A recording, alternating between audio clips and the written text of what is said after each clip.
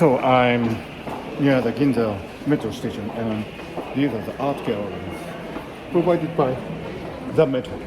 It says Bunka times metro. Bunka is culture in Japanese. These artworks are wonderful representations of the contemporary arts in Tokyo. I think these are wonderful. I'm passing by. I'm on my way to my next assignment, and I'm using the metro almost every day, and it's quite wonderful.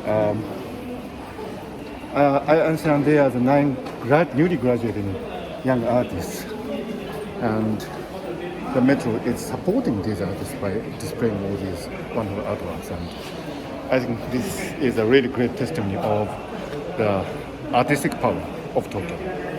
And this is the road that will lead to the future.